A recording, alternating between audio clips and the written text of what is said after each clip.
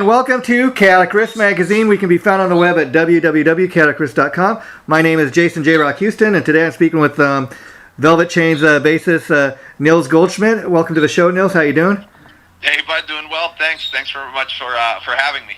Oh, yeah, great to be talking to you now. I was curious, are you that name Goldschmidt? Are you German at all? It's actually my grandparents were born and raised in Germany, but after that they emigrated. So okay, cool. German though. Yeah. Okay. Anyways, as I said, the name of the band is Velvet Chains. I was curious because before your publicist contacted me, I've never heard anything about the band, and I checked you guys out. And you're pretty. I'm digging your music, so we'll get into that. But how long has the band been around, and could you tell us the story behind the band's name? Yeah, 100%. We've been around for about a little bit over 3 years. I put an ad on Craigslist about three and a half years ago saying, hey, let's start a rock band and something serious. And I got a bunch of musicians hitting me up after I put that ad. But to answer your question about the name, it's we started as a bit of a cover band, and one of my favorite bands is Velvet Revolver, and then the drummer that I quickly hooked up with, she said one of her favorite bands is Alice in Chains, so we said, you know what, let's just fuse that thing together, Velvet Chains, and that's really how it started. By now it's taken its own form. How cool is that? You know, Velvet Revolver, I really dug them, especially the first album, and it's kind of sad the way that band kind of imploded, but it's amazing at what they were able to create with just 2 albums, you know. Really incredible, especially, you know, the pedigree of band members that are in it, and just so quickly being able to achieve a similar success to where they were coming from before, it's outstanding. Yeah, and you know, at first they were thinking, I know, about replacing Scott Weiland. They initially kicked him out of the band, and there was talk about even getting somebody like Corey Taylor, but I kind of think, as great as it would have been to see them carry on, I kind of think they made the right decision. Yeah, that's, you know, I'm kind of sad because I'd love to hear new music from Velvet Revolver, but we know that's not going to happen anytime soon. But yeah, it's probably the right decision at the end of the day. Yeah, well, and talk about your drummer because again, I was noticing it's a female drummer. That's a little different. I don't know if that's necessarily what you set out to do, but like, was she one of the first people to kind of answer that? Yeah, and you know, most people love seeing a female in the band. I think so, yeah. It to be, what's that? I think so. I mean, I was just checking out, you know, your Facebook page, and definitely, you know, the fact that you have a female drummer, it really, you know, she kind of stands out, and I think people are going to look at that, you know, and say, hey, this is kind of a cool looking, they got a cool look, you know, going. Yeah, and she's pretty hard hitting too, so yeah, it doesn't hurt. With her, she's got some big guns there in her.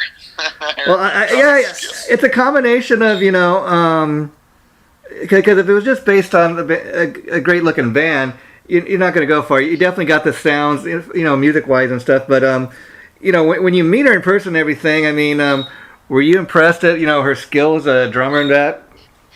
Oh, 100%. You know, and when I put the ad, it literally said, I don't care if you're a man, woman, gender fluid. Just come down. Left, right. If you're yellow, blue, black, it doesn't matter to me. It's let's just do something serious and let's be good at our instruments.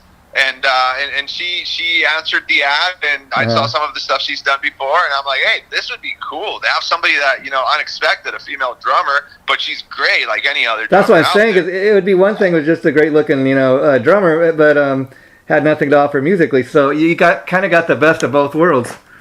Yeah, no, we're super happy with her, and she's just, you know, every time she brings it, and she keeps getting better and better too at drumming. So yeah, I'm super stoked. And talk about the other guys in the band. I mean, so like, did you have a lot of people come down and audition? You know, once you put the ad for the other band members in, and what was that like as far as the process of how many people like actually came down and auditioned? You know, for the other parts in the band. Yeah, we must have auditioned about 15 to 20 different people about that. And, you know, some people were good. Some people we actually took on. We had a guitar player that was originally from Mexico for a minute there. Excellent guitar player, but he moved out to California. So then we were back on the hunt again. And then we tried another singer and also moved away. So these were just the humble beginnings of the band. Yeah. But once Lohan, our guitar player, he's actually from Brazil originally. Yeah. Fantastic guitar player. And then Jerry came along, our singer, and he could hit those Axl Rose and Chris Cornell notes. We're like, man, I think we got something here. So that's kind of how it started. Yeah, I was reading it's kind of like an international band. And now is that something else you kind of set out to do, like, or did it just kind of everything kind of fell into place that way? It kind of fell into place. I'm actually from South America originally too. Wow. And I've been here 20 years or so. Okay. But this is my home for sure. But it wasn't done by design. I was just super open. Like the ad also said, I don't care if you're from here or from somewhere else. Like it's just what happened. Yeah, some people like that. I mean, I was reading up on the band and prepping for this today, and that's one of the things that was kind of mentioned. An international band, they got players from all around the world, so it's definitely gives some people something to talk about. And I think what kind of stands out to me about the band is, okay, initially. When the publicist contacted me about setting up the interview, I went and checked out, your videos and stuff, and the first one I seen was for the song Tattoo. Kind of a cool looking performance video, but now just kind of judging it just based on the song, I'm thinking, okay, because that's the first song I'm hearing from you guys, I'm thinking, okay, kind of like an alternative rock band. But then today, I went and listened to the latest single, which is Strange Love, and I was reading up how somebody was saying Strange Love is kind of like the most kind of commercial friendly tune you guys got on the album. It's probably the most different one from everything else on there, and so I think it's kind of a two polar opposites in the sense that I listened to those two songs, and you would never guess that maybe they were done by the same band. I mean, vocally, yeah, it's the same singer and stuff, but like you said, the Strange Love, it's kind of a little more commercial, whereas Tattoo's a little heavier. It's a little more kind of an alternative rock sound, but I think that's what people are going to dig about your band. I hope so. And wait till you hear Wasted, which is 100% grunge. That could be Alice in Chains that wrote that. And the reason we did that was we didn't necessarily wanted to put ourselves in a box and say, hey, we're only going to do this type of I dig that. Yeah, I dig that. Yeah, most bands don't do that. And there's a reason they don't do that, because you want to build a following that's really, into that specific genre. But we didn't want to compromise because we're such diverse people in the band, and we all have our different. The eras that we're influenced by are pretty much the same, but different tastes within. Yeah. And we kind of have songs out there that represent what everybody in the band likes, and there's a little bit for everyone in there. Yeah. And I would imagine, even just the different band members from being different from different parts of the world, they're going to be influenced by different types of music. Because again, depending on where you grow up, that's what you're kind of influenced by. And it's kind of like putting together a rock and roll salad, if you will, when you guys get together, I imagine. And, especially when you initially still just meeting for the first time and kind of, okay, let's rehearse and let's see what we can come up with. No, that's such a good way to put it. And like you said, like Lohan, growing up in Brazil, his biggest influence, which is not, he's much younger than Kiss, but Kiss for him is like one of his favorite bands. And for me, I'm a GNR guy all the way. Yeah. And, South America is rock and roll country down there. And then we come here, and then Noelle's from Erie, Pennsylvania, and she's pretty much only into Pearl Jam and Alice in Chains, and always has been. And then you got Jerry from Delaware, and he's into Matchbox 20. That's his favorite band, and, many other bands, too. Yeah. But that definitely brings different ideas and different tastes, for sure. Well, like when I listen to Strange Love, I definitely hear a Guns N' Roses influence. And I've heard some other people compare to the band of that, but I think you got a little bit everything going, which is kind of cool. And you talk about like not wanting to kind of put the band in a box, and I dig that. You look at one of the most successful bands ever, Metallica, and interestingly enough, the minute they went outside of the box, for the first time with that Black Album 30 years ago. Again, I don't know if you were around 30 years ago, or whatever, but they got it from both sides of the aisle. You had people that really, really loved that album. You had people checking out the band for the first time because for the first time Metallica is being played on the radio. And you have casual fans that will only know like Inner Sandman because that was a big hit. But all of a sudden this band Metallica that never had any radio airplay, they're all over radio, they're all over MTV. And 30 years later, that's the album that people still talk about when they reference Metallica. That's such a good comparison. Even though obviously Metallica is at a different level than we are. Well, maybe, who knows? Yeah. But yeah, that's true. Who knows? But we wanted to avoid that, I guess, in a sense. Like, we didn't have that first record that was just, one style. We just went straight out. Our debut album was just a mix of different things. So, yeah, hopefully nobody hates our guts because we switched, from our first single to the next one. Our styles changed a little bit, but yeah, I don't think that's enough. And talking about Guns N' Roses, I don't really think it hurt them, but like when you look at like Appetite for Destruction, which everybody just loves, and they think, that's the ultimate Guns N' Roses album, and then they, they go to Use Your Illusion 1 and 2, and Axl Rose on some of those songs brings out the piano and doing his thing, and you have November Rain and Don't Cry and all that stuff. All the really big hits. People say, "Oh, what happened to them? They sold out." But again, those albums sold. But again, people have their reference point. People have their idea of what Guns N' Roses. They should do nothing but Appetite for Destruction. But again, if you're Axl Rose and you're a songwriter, you want to do other things. Yeah, a lot of those songs also that from the Use Your Illusion era, they were actually meant to be in Appetite, but they said, hey, let's hold off on these. So when people say, hey, they sold out because of November Rain, initially November Rain was going to be in one of the other ones, in Appetite. So, no, it's, I understand when people say bands sold out, but I really don't think GNR is a good example of that. I mean, they sold out every night, as they say. There's nothing wrong with that. But that's right. That's it. Yeah, and so who are some of your influences, Nils, as far as, bass players and bands? Yeah, from a bass player perspective, it's definitely Duff McKagan from Guns N' Roses. Wow. I'm also pretty influenced by Rob DeLeo from SDP, Stone Temple Pilots, and Flea from Red Hot Chili Peppers. Those are my three go-to guys. But when it comes to music in general, starting GNR, which is late 80s, and then going through Pearl Jam, Alice in Chains, Soundgarden, so all the 90s grunge era. And then I kind of parked myself at Green Day and Linkin Park. Yeah. So those for me are the main influences. Now, I think of all those grunge bands, probably my favorite's Alice in Chains because there's a little more of a metal bent to what they do. It kind of got a Sabbathy sound to what they do. And yet they somehow have their own unique style. What do you think of the fact when Lane Staley passed away, they carried on with William Dafoe? Have you heard any of the newer music they've done with him?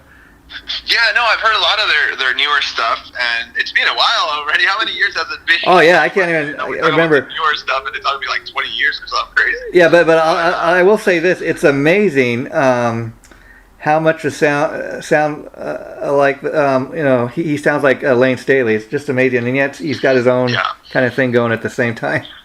Yeah, and much respect to him to try to come into a band with such a legend like that guy, and that goes to show they'd be successful for all this time with him. So no, Willem Duvall is a legend. And he's also kind of branched out into a solo career as well, so he's able to do both.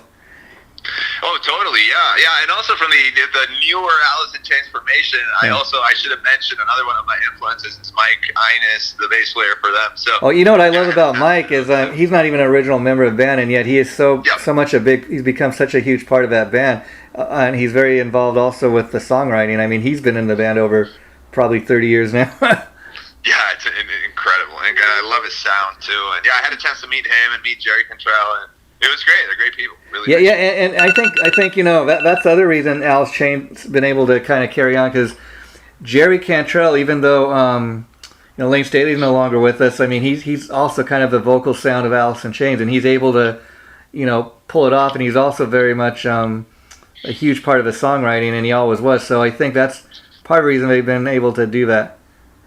Dude, 100%. Like, you still have kind of like a portion of the vocals in there from the original one, right? Because they kind of split duty right there. So and if you listen to on the original records, the way his voice kind of meshed with Lane Staley's, it was just kind of he was the background sound, very much like Michael Anthony and Van Halen was the background sound. Yeah. No, I see. I 100%. And you mentioned Duff McKagan, and he's not just an amazing bass player and a songwriter, but if you've had a chance to listen to any of his solo records, especially his band Loaded, which is kind of a punk thing, he started singing lead and stuff, more on his solo stuff, and I think he's just an amazing singer as well. Yeah, that guy's super well-rounded, and I know he plays drums too. And Yeah, he's one of those guys. Yeah, he can kind of do it all. I think even I was reading he started out as a drummer initially. Yeah, I think that was his first gig. But I love that you mentioned Loaded, because in one of our songs on the record that's coming out September 24th, we collaborated with Mike Squires and Jeff Rouse, who Mike Squires is lead guitar and Jeff Rouse is the bass player for Loaded. So they also. How did that come about? Does it matter just reaching out to them, or did you know them from being on the music scene? So I don't know. Here's the kind of long story, but I'll try to make it short. Sure. Did you have a chance to watch our music video, Tattooed?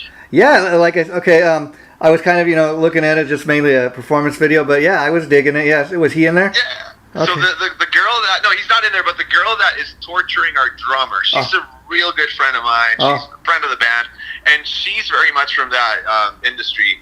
The world of Seattle and all the grunge music and all that. So she introduced me to Mike Squires, and I also knew Jeff Rouse before. Actually, Jeff Rouse introduced me to her back in the day. Wow. So we kind of had that connection already going, and reached out and said, "Hey, do you guys want to collab?" And they checked out our stuff, and it worked out. And that's also through Mike how we got to Richard Fortis, who is the guitar player on Guns N' Roses now. Yeah. Wow.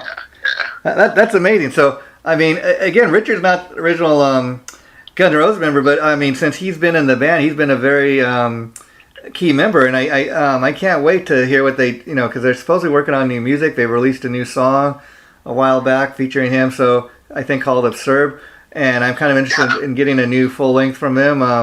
I loved when he was with the Dead Daisies. He's definitely kind of one of the great new players I think on the scene the last couple of years, but great player. So I think it's kind of cool that you're influenced by Guns N' Roses, and you got one of the guys that's in the band now in there. Yeah, and Richard is he's a monster guitar player.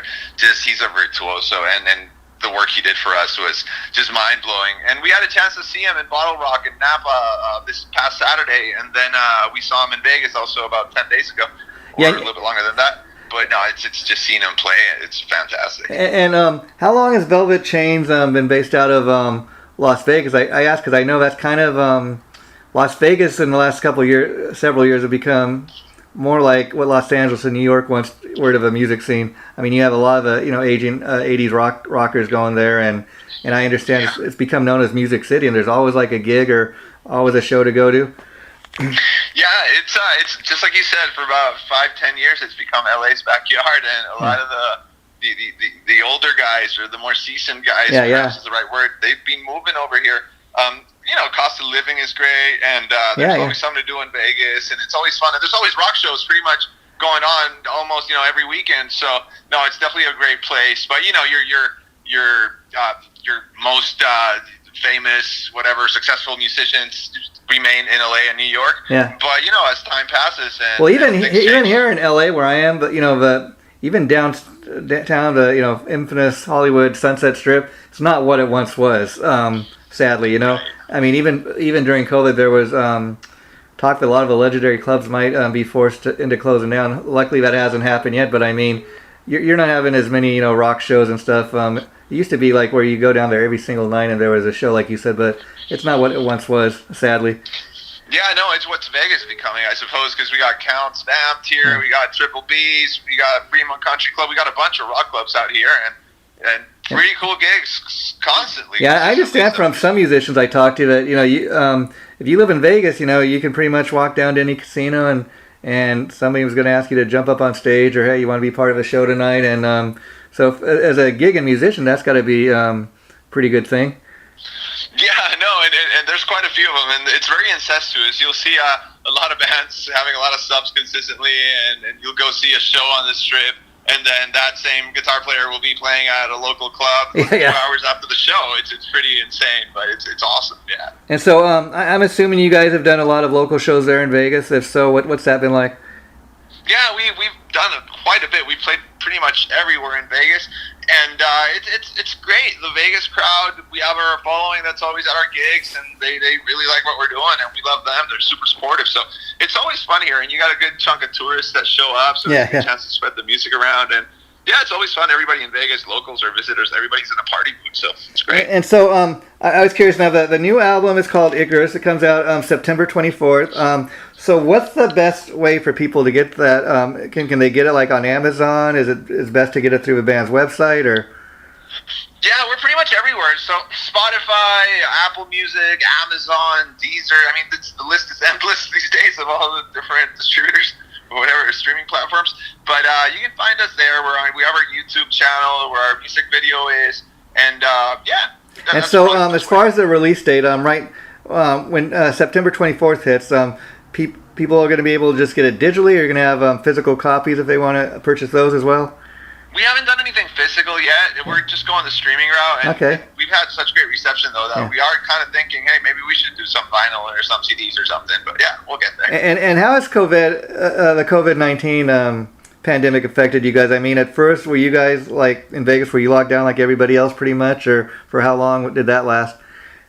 Yeah, man, that's a good question. It was pretty messy there for a while when everything locked down for 3-4 months that nothing was happening. So we're all just pretty much locked, everybody in their own house, just kind of drinking and staring at the wall. Mm-hmm. And that's a little bit what prompted us to say, hey, you know what? We've been doing this covers thing for a while, and we've been bouncing ideas about originals and doing a record and so on. But when we found that we're not really doing anything anymore, just drinking, we said, why don't we start writing? Yeah, and everybody started writing, and that's how we created Icarus. A year and a half later, we had the album done. But that's definitely, it helped us in a sense, as terrible as it is. Well, that's cool because, I mean, everybody knows, like, typically bands do start out as, cover bands and stuff, and that's really a great way to kind of get a following, because initially nobody knows who the hell the band is, and if you go in and you're playing cover tunes, that everybody hears on the radio that they're familiar with, it's gonna get people to come into the club and check the band out. But it's great to finally get to that point, I'd imagine, when you're doing your own tunes. Yeah, we enjoy doing both. What matters the most to us is that the crowd is having a good time. Yeah. And we'll do some covers, we'll do originals, we'll do whatever they like, whatever they want to hear, we'll do. So it's always about pleasing the crowd first with honest music, with good music and stuff they like or they may like. And that's how we kind of gauge it, yeah. And so I was curious, when you guys got to the point where, okay, it's time to write some original tunes and kind of put some of our original stuff in the set, did initially people think, hey, that's, what band's that by? Or, I'm not familiar with that song. Or did they know right away that, hey, these are original tunes? So typically before we play one, we'll say, hey, this is a song we wrote, blah, blah. Okay. So we'll kind of have a heads up. It's an original. But what we love is we just scope out the crowd and people are, bobbing their head or, their foot's following the beat and so on. And then a lot of times people come up to us and said, hey, either I had no idea that was an original. It sounded like a song I've heard before, kind of thing, and they liked it. Or they say, hey, man, that original is almost better than the covers, or even better than the covers that you guys are doing. It's really encouraging to hear that. Yeah, I imagine. So how do you guys, like, as far as covering other people's material in the set, how does the band go about choosing what you're going to cover? Is it just a matter of what you guys like? Do you have fans come up to you and say, hey, we'd like you to do this? Yeah, typically we do get the fans that say, hey, can you play this and that? And chances are we know it if it's from like 90s or so on. But typically it's what we like, but we make sure that it's A-lister stuff. It's mainstream stuff. Yeah. Not some dark B-side version of some song that we love, but nobody's going to know what it is, right? So we try to keep it crowd-friendly all the time. And now, of course, what I'm getting ready to ask you, this plays into kind of, your age and where you come from. And I was reading on the band's Facebook page that you guys are kind of, like you said at the top of the interview, influenced by kind of 90s kind of alternative grunge rock and a little bit of everything from the 2000s and stuff. Whereas a lot of bands on the scene, they're playing a lot of 80s rock stuff. And so that's kind of a little different. I mean, because there's not a lot of bands out there just covering kind of from the 90s on. I think that gives you guys a little bit of an edge and a little something different to offer people. Yeah, and I've also been in bands before this one. Yeah. We were kind of doing the same thing, and it was quite innovative back then. Oh. But every time that we go rehearse over at the local spot, and there's other rooms, and you start hearing a lot more 90s stuff now, and it's just like the natural progression and things. I think so, yeah. Yeah, a lot of the 80s guys are going to less shows, and it's more of the people our age that have that nostalgia thing and want to hear 90s. So it's definitely catching on. Yeah, and then of course I'd imagine there's a lot of people just kind of getting turned on to the band because, like I said, you're just kind of 3 years old and you're just getting ready to release the debut album. You know, what's that like? 'Cause I hear people tell me, you know, you kind of have your whole life to kind of write your debut album, so to speak, because a lot of those songs are in when you're really young, you're just starting out. What's it like to kind of go in the studio and record this stuff and kind of get it down and you hear the final version of it? Yeah, it's a blast. We all really enjoyed the process. Like, even from the first day heading to the studio, we're looking in the morning. Yeah, this thing happens during the day. We're most back in the day, it was at night. You'd be recording 2 in the morning, but now, you know, it's business hours. Yeah. So we'd be heading there and thinking like, wow, everybody else here is going to their work, and we're gonna go record an album. That's pretty sick. So yeah, from the beginning of that to the whole process, it's, you know, such a learning experience and such a cool experience and so much fun. And you start thinking, hey, all these influences I grew up with, this is what they were doing, blah blah blah. Now we're doing it. So no, it's been a blast. Hey, what's it like to kind of, like go from being a young guy that goes checking out other bands to actually being in your own band, having people come to your show, buy your album. You know, you're the guy up on stage now, but everybody else is kind of looking at, and they're listening to your music.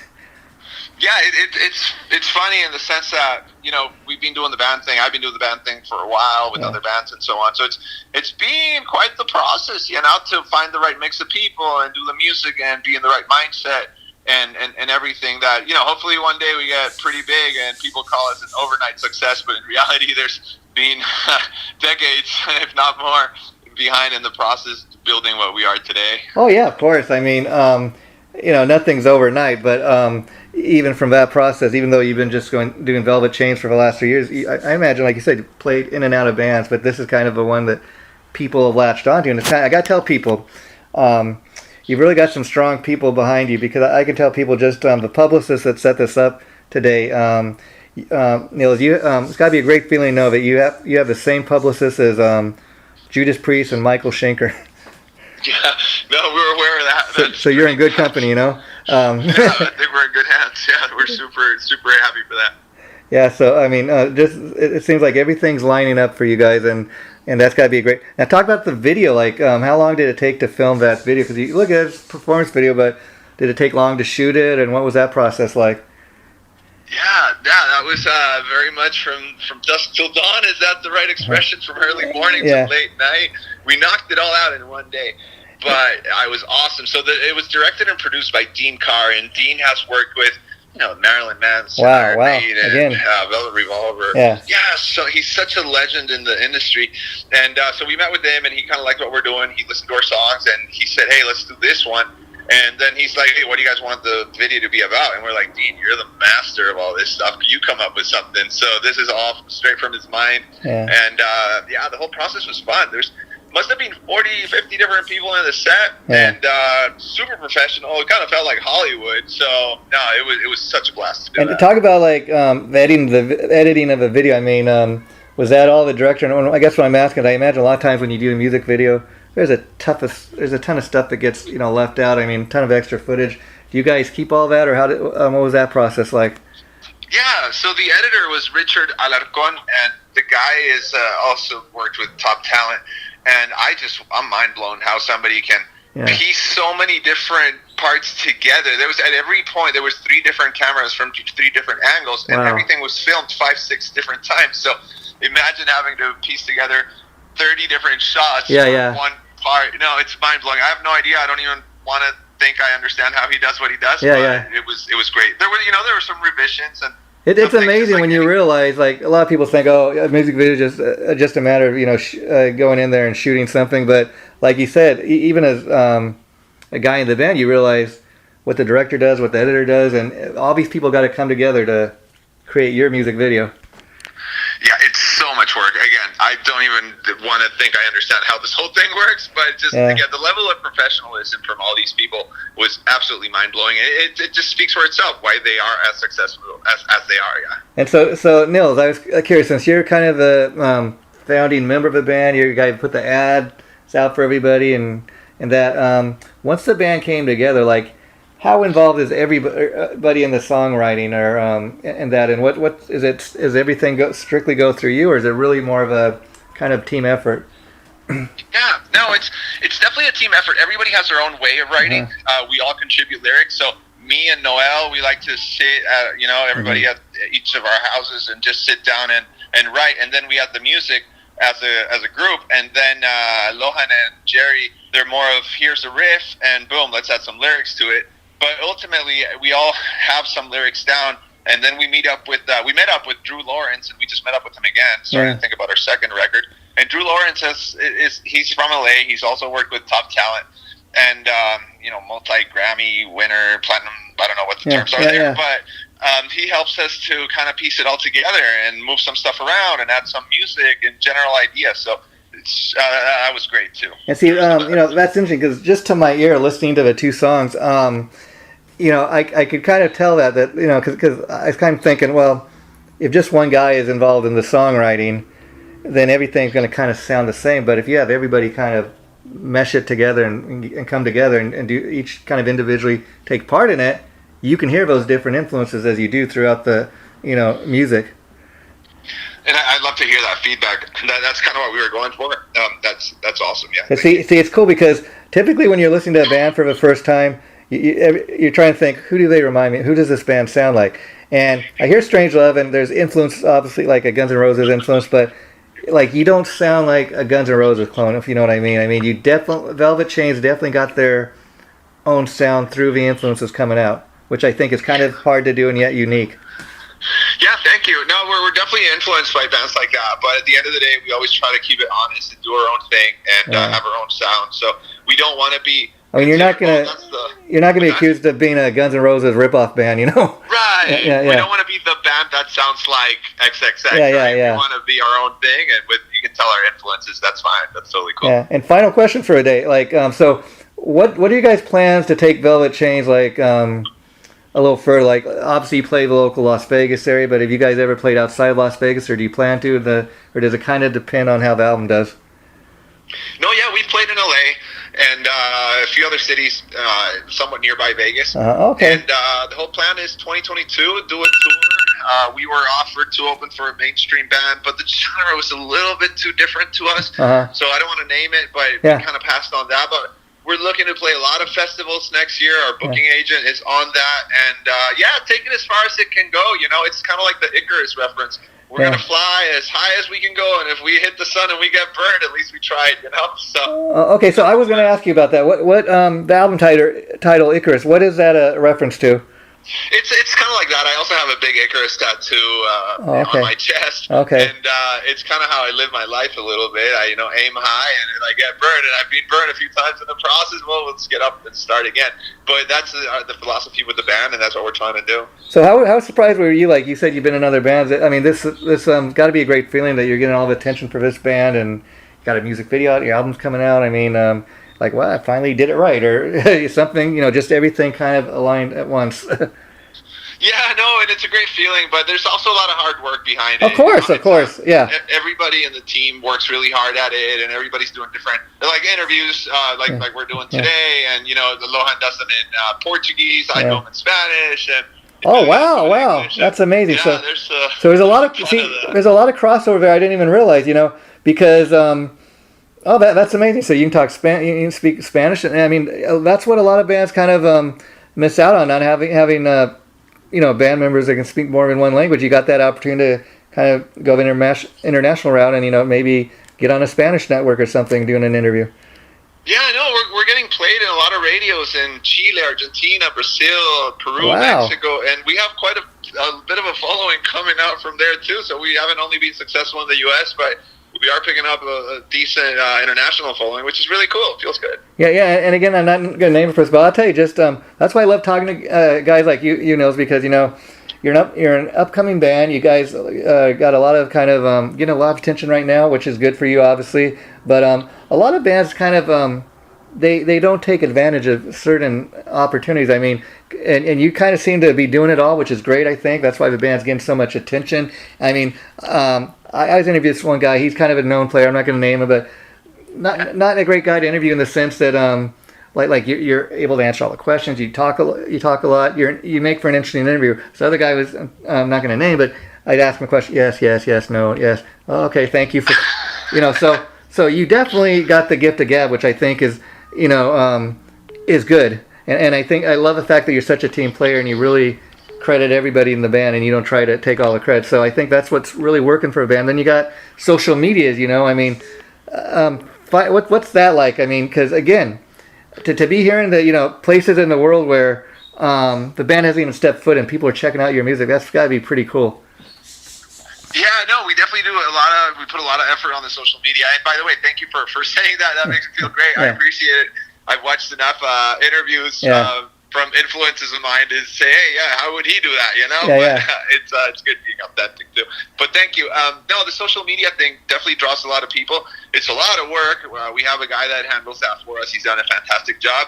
And he's a friend of the band too, and but it's so, in this day and age, all that social media effort is so important to stay connected with the fans, Well, Nils, I'll tell you what, let's keep in touch, and once the album drops, maybe we can do another follow-up interview. And I also got this other interview series I was thinking I'll reach out to you about, called On the Record, where it's sort of the same site, but what we do is we talk to guys like you about your favorite bands, favorite musicians. So maybe next time, like, for example, you'll say, let's talk about Velvet Revolver, or whatever band you want to talk about, or whatever album that kind of had an influence on you. And then we can still talk about what you're doing, kind of mesh it all together. That's what I like to do. So I like to kind of develop, connections here. So I would hope this not be the last time I interview you or another member of your band, because I'm digging what I'm hearing from Velvet Chains, and it's all about kind of spreading the love, if you know what I mean. Yeah, man, you're too kind. No, I appreciate that. Count on me or anybody in the band for anything you need, and I love that. That's brilliant, man. Thank you for having me. And if just wanted to throw a little line there, if they want to follow us, people want to follow us on Instagram, it's at Velvet Chains Band. We have all the other social media stuff, but that's probably the best way to find us. But again, thanks so much. It's been great talking. Okay, well, we'll be checking out the album when it drops on the 24th. Thanks for doing this, Nils, and I'll let you know. Probably interview be going up in maybe 3 to 4 weeks. I'll let you know as soon as it posts. Sounds great. Take care. Thanks a lot, buddy. Appreciate Bye-bye. it. All right, yeah.